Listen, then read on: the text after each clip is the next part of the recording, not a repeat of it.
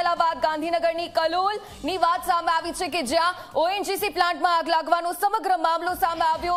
Heat treatment પ્લાન્ટમાં આગ લાગી છે, તો આ પ્લાન્ટમાં આગ લાગવાની આ સમગ્ર ઘટના સામે આવી છે। લોકોને તુરત જ પ્લાન્ટમાંથી બહાર કાઢવામાં આવ્યા। આગ હજુ પણ બેકાબુ બની છે, તો ફાયર વિભાગની ટીમ આગ પર કાબુ મેળવી રહી છે।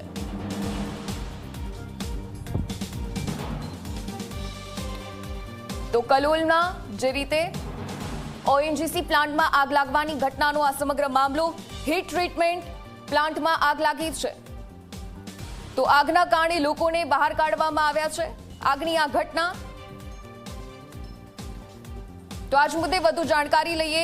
સંવાદદાતા હિતલ પારેખ લાઈવ જોડાઈ ગયા છે। હિતલ, આગની ઘટના સતત સામે આવતી હોય છે, કલોલની આ ઘટના સામે આવી છે, આપની પાસે શું પ્રાથમિક વિગતો આગની ઘટનાને લઈને?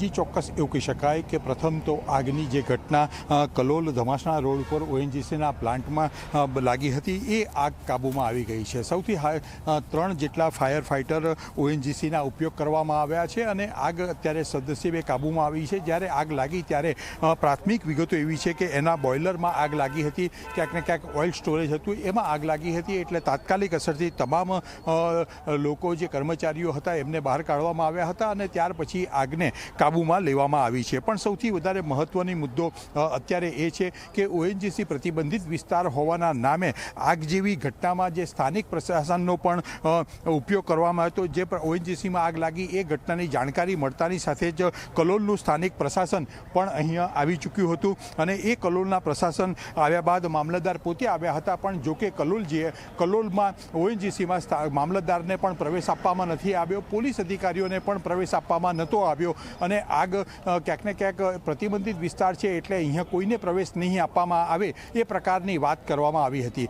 ચોક્કસ એવું કહી શકાય કે અત્યારે તો આગ કાબૂમાં આવી ગઈ છે, સદનસીબે કોઈ જાનહાનિની પણ ઘટના નથી, પણ જે પ્રકારે ઓએનજીસીનું સ્થાનિક ફાયર બ્રિગેડ, જે કલોલનું ફાયર બ્રિગેડ આવ્યું હતું આગ ઓલવવા માટે, તેને પણ પ્રવેશ આપવામાં નહોતો આવ્યો। આ એક ચોક્કસ ભવિષ્યમાં કોઈ ઘટના બને ત્યારે આ ચિંતાનો વિષય બની શકે છે। જી બિલકુલથી આભાર વિગતો સાથે જોડાવા બદલ। તો હીટ ટ્રીટમેન્ટ પ્લાન્ટમાં સતત જે રીતે આગ લાગવાનો આ બનાવ સામે આવ્યો છે, સદનસીબે જાનહાનિ નથી થઈ। સ્થાનિક પ્રશાસને પ્રવેશ પર જ અત્યારે તો રોક લગાવી દીધી છે, ફાયર બ્રિગેડને પણ પ્રવેશ દ્વાર પર જ રોક લગાવી દેવામાં આવી છે।